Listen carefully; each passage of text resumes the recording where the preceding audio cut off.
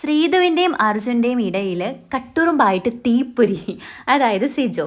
നമുക്ക് ലൈവ് കാണുന്നവർക്കറിയാം. അപ്പോൾ രാവിലെ തന്നെ കണ്ടിട്ടുണ്ടായിരിക്കും ഏറ്റവും കൂടുതൽ ജോലികൾ എപ്പോഴും ചെയ്തുകൊണ്ട് നടക്കുന്നത് അർജുനും ശ്രീധുവാണ്, കിച്ചണിലായിക്കോട്ടെ. അപ്പം അർജുനും ശ്രീധുവും ഭക്ഷണം ഉണ്ടാക്കുന്ന സമയത്താണ് സിജോ അതിൻ്റെ ഇടയ്ക്ക് വന്നിട്ട് ഇങ്ങനെ ഒരു ബന്ധമില്ലാത്ത കുറേ കാര്യങ്ങൾ ഇങ്ങനെ പറഞ്ഞുകൊണ്ടിരിക്കുന്നത്. കുറേ തവണ അവർ മൂളി മൂളി വിട്ടെങ്കിലും സിജോ നിർത്തുന്നില്ല.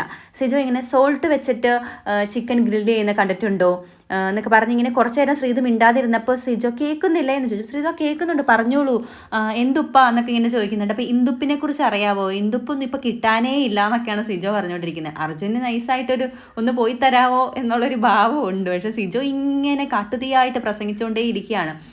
പിന്നെ ആ ഒരു ഉപ്പിൻ്റെ സംഭാഷണം സിജോ മാറ്റിയിട്ട് ശ്രീധു ചോദിക്കണ്ടായിരുന്നു, ഉപ്പ് നാട്ടുകടയിൽ കിട്ടില്ലേ, ഇപ്പം നാടൊന്നും ഇല്ലെന്നേ, ഇപ്പം മൊത്തം നഗരവൽക്കരണമല്ലേ, നഗരവൽക്കരണത്തിൻ്റെ ഭാഗമായിട്ട് ഇപ്പോൾ നാട്ടുകടകളൊന്നും ഇല്ല, ഗ്രാമങ്ങൾ നഗരങ്ങളായി മാറുന്നു എന്നൊക്കെ കുറിച്ചിട്ടായി പിന്നെ പ്രസംഗം പറയാനായിട്ട്. കുറേ നേരം അവിടെ നിന്ന് പ്രസംഗിച്ചു. പിന്നെ കുറച്ച് നേരം അവരിങ്ങനെ മൂളി കഴിഞ്ഞപ്പോൾ പിന്നെ സിജോ അവിടെ നിന്ന് മാറിക്കൊടുത്തു.